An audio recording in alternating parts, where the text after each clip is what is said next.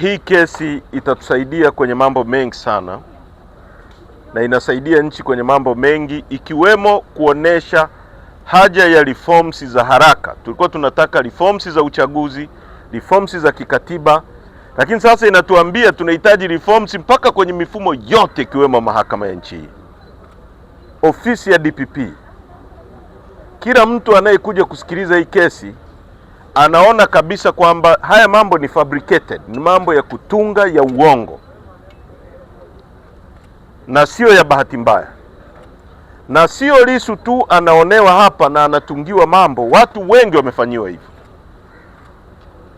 Kuna kijana mmoja ambaye alikuwa diwani wetu, alikamatwa, amekaa ndani miaka miwili, amepoteza future yake kisiasa, mali zake zimepotea, ametoka nje amekuta mke wake amezaa na mtu mwingine, familia imeharibika, mali zake zimeharibika, alafu unamwachia. Unamlipaje huyu mtu fidia? Freeman Mbowe alikaa ndani miezi 8, alafu wanakuachia tu, they are getting away. Hakuna consequence ambazo mtu wa upande wa DPP anachukua kwa kufanya fabrication ya mambo kama haya. Leo Lissu is an international figure kwa kushtakiwa tu kwa kesi ya uhaini. Kama watu huko kwingine kwenye nchi zinazofuata sheria wangekuwa hawajui kwamba huku kuna kesi za uongo, za kutunga, za kubambikiza, unaweza ukazuiwa hata kwenye nchi nyingine usiingie. Anaharibu muda wake wa kufanya kazi, anaharibu nafasi ya chama chetu kufanya shughuli zake, kwa sababu kiongozi wetu yuko ndani. Ndio maana tunasema kunahitajika reforms, sio za kikatiba tu na za kiuchaguzi tu. Tunahitaji reforms za kimahakama ili watu walipe fidia kwa huyo mtu, mabilioni yanayotakiwa kwa huyo mtu. Ndio maana mambo haya huwezi kumfanyia Marekani kwenye nchi yao, watakufunga, watakushtaki. Unaleta shahidi hapa, anasema nilitoka polisi asubuhi. Kwenye karatasi yake aliyoandika ya maelezo anasema nilitoka mchana. Hilo ni jambo unaweza kusahau?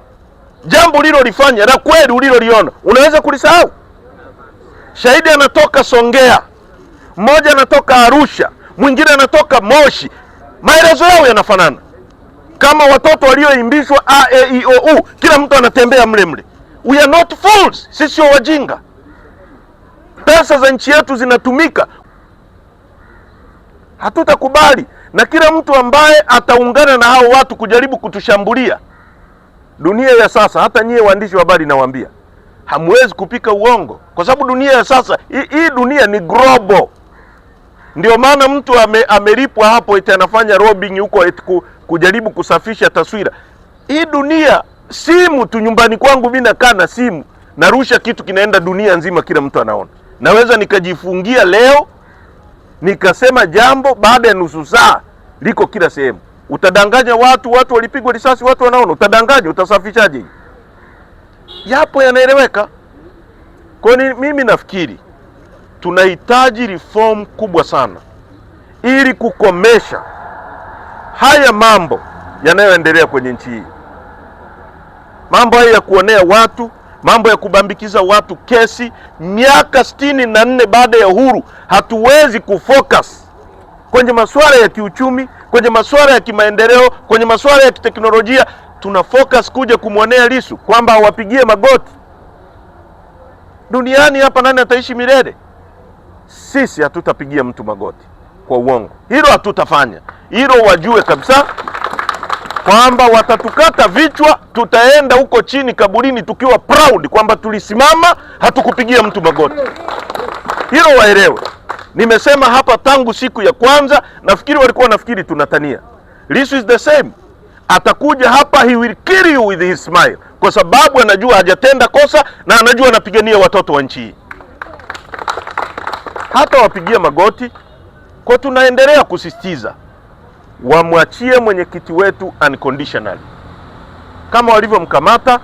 This case ni aibu kwa nchi, ni udhalilishaji wa weledi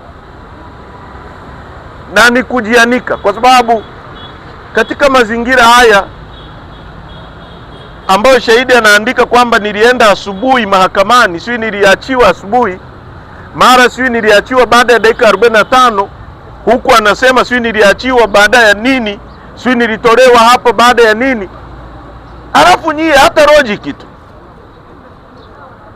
tu kwamba huo mjadala wa Lissu kuhusu no reforms no election, huyu anasema kwamba eneo analofanyia kazi kuna mama ntilie, kuna bodaboda, si kuna maduka, lakini wanaojadili ni bajaji tu.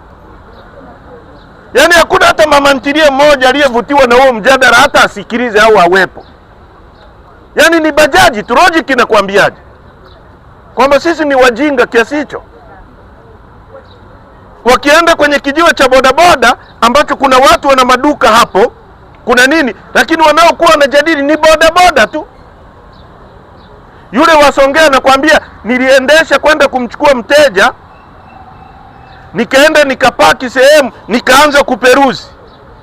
Na mwingine anatoka Moshi, Arusha, naye aliendesha kwenda kuchukua mteja na yeye akapaki akaanza kuperuzi. Kwa hiyo walipigiana simu kwamba tukipaki tu kuchukua mteja ndio tuanze kuperuzi. Si kama mnanielewa? Mwingine anasema simu yangu imepotea. Mwingine anasema iliibiwa.